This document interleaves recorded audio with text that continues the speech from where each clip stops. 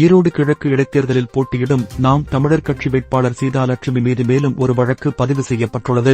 ஈரோடு சிந்தன் நகர், ஜீவா நகர் பகுதிகளில் அனுமதி பெறாமல் பிரச்சாரம் செய்ததாக சீதாலட்சுமி மீது கருங்கல்பாளையம் போலீசார் வழக்கு பதிவு செய்துள்ளனர். ஈரோடு கிழக்கு சட்டமன்ற தொகுதி எம்எல்ஏவாக இருந்த காங்கிரஸ் மூத்த தலைவர் ஈவிகேஸ் இளங்கோவன் கடந்த டிசம்பர் மாதம் உடல்நலக்குறைவால் காலமானார். இதையடுத்து ஈரோடு கிழக்கு தொகுதி காலியானதாக அறிவிக்கப்பட்டது. இதைத் தொடர்ந்து ஈரோடு கிழக்கு தொகுதிக்கு வரும் பிப்ரவரி 5ஆம் தேதி இடைத்தேர்தல் நடைபெறவுள்ளது. இதையடுத்து முன் அனுமதி பெறாமல் ஈரோடு பேருந்து நிலையத்தில் தேர்தல் பிரச்சாரத்தில் ஈடுபட்டதாக நாடக வேட்பாளர் சீதாலட்சுமி உள்ளிட்ட 8 பேர் மீதும் BNS 171 பிரிவின் கீழ் ஈரோடு நகர காவல்துறையினர் வழக்கு பதிவு செய்தனர். முன்னதாக ஈரோடு கிழக்கு இடைத்தேர்தலுக்கு நாம் தமிழர் கட்சியினர் பிரச்சாரம் செய்ய அனுமதி மறுக்கப்படுவதாக சீதாலட்சுமி குற்றம் சாட்டினார். எனது வேட்புமனு ஏற்றுக்கொள்ளப்பட்ட பிறகும் பிரச்சாரம் செய்வதற்கு அனுமதி தராமல் அதிகாரிகள் இழுத்தெடுத்து வருகின்றனர். இடைத்தேர்தலில் தோற்றுவிடுவோம் என்ற பயத்தில் என்னை பிரச்சாரம் செய்ய விடாமல் திமுகவினர் தடுக்கின்றனர். அதற்கு போலீசாரும் அதிகாரிகளும் துணை போகின்றனர். இது அராஜகத்தின் உச்சம்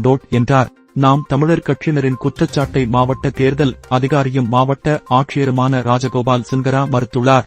ஆன்லைன் மூலமாக பிரச்சாரத்துக்கு அனுமதி கோரி விண்ணப்பிக்கும் அனைவருக்கும் பாரபட்சம் இன்றி அனுமதி வழங்கப்படுவதாக அவர் விளக்கம் அளித்துள்ளார்.